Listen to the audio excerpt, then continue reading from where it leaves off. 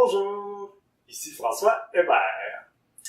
Pour ceux qui me connaissent déjà, bon retour. Et pour ceux qui ne me connaissent pas encore, je vous invite à visiter mon site web à www.l'odyssée-formation.com où vous allez vite découvrir que nous sommes la ressource numéro 1 en francophonie pour les traducteurs et traductrices qui veulent passer maître de leurs outils informatiques. Alors aujourd'hui, je vais vous parler d'une petite application bien simple qui s'appelle Ditto. Alors Ditto, qu'est-ce que ça fait?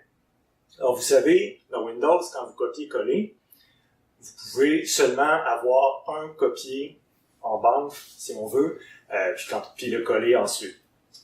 Mais avec cette petite application-là, vous pouvez emmagasiner plusieurs copiers en banque et ensuite, quand vous le collez, choisir lequel vous voulez coller. Alors ça peut être très utile quand vous voulez copier, par exemple, plusieurs sites web ou adresses courriel ou phrases, peu importe, plusieurs mots. Et c'est une application gratuite. Alors voici comment procéder. Alors, pour télécharger Ditto, vous pouvez vous rendre sur l'adresse que vous voyez ici ou tout simplement faire une recherche de Ditto Clipboard dans Google. Alors, une fois que vous arrivez sur le site, vous pouvez télécharger l'application en cliquant sur Download. Il est important de savoir aussi que c'est entièrement gratuit. Et une fois que vous l'avez installé, il va être dans votre barre de tâches en bas de l'écran ici. Vous pouvez le lancer automatiquement au démarrage dans les options. Donc, si on va dans les options de Ditto ici, alors on voit que il y en a énormément. Donc, par exemple, lancer Ditto au démarrage de Windows. Vous pouvez autoriser les doublons dans votre liste de copier-coller. Faire que les entrées de collage expirent après X jours, si vous voulez. Donc, il y a vraiment beaucoup de façons de configurer à votre goût. Alors, pour activer Ditto, il faut que vous lui donniez un raccourci. Dans le fond, ça va être le raccourci que vous allez utiliser pour coller vos entrées dans Ditto. Donc, pour les copier, ça va être la même touche qu'avant. Donc, par défaut, sur Windows, c'est CTRL-C. Mais au lieu de peser sur CTRL-V pour coller, vous allez pouvoir appuyer sur le raccourci que vous avez mis ici. Donc, moi, pour l'instant, j'ai mis CTRL-SHIFT-E, donc CTRL majuscule E. Alors, si on regarde qu'est-ce que ça donne dans un fichier Word, alors ici, j'ai quelques phrases. Alors, on voit que si j'en sélectionne une avec copier, le bon vieux copier de CTRL-C, et ensuite que je fais CTRL-V pour en coller une, alors il me colle le 4. Si j'en sélectionne une autre avec CTRL-C, puis je pèse sur CTRL-V, évidemment, j'ai la 5. Et même si je colle d'autres, c'est toujours la 5. Donc, j'ai perdu le 4. Donc, comment est-ce que je ferais pour avoir plusieurs copier-coller?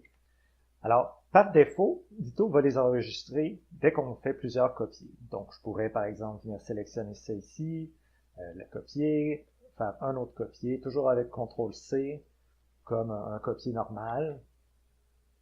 Et la différence, c'est qu'au lieu de faire CTRL-V, je vais utiliser ma touche pour activer Ditto. Donc, moi, c'est CTRL majuscule E. Et là, on voit, il me sort la liste de mes derniers copier-coller. Donc, en tapant juste le chiffre ici, je peux copier ce que je veux. Donc, par exemple, si je veux copier la 5e phrase, je peux peser sur le 5, et hop. Même chose ici, je peux peser encore, là, je veux coller, mettons, la 3e phrase, donc, une 3e chose que j'ai copiée, sur 3, et voilà. Je pourrais aussi, par exemple, tenir CTRL et majuscule, donc CTRL et Shift, et faire plus qu'une sélection, donc tout sélectionner, et tout copier du même coup.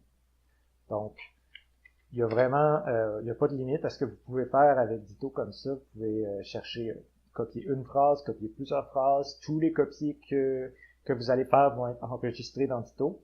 Puis après ça, vous pouvez aller le chercher quand vous voulez.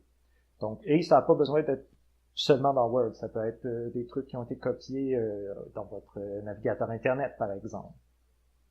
Donc, c'est particulièrement pratique, justement, peut-être que vous avez une liste d'adresses courriel que vous pouvez garder et les copier à plusieurs endroits différents pour pouvoir les utiliser ensuite.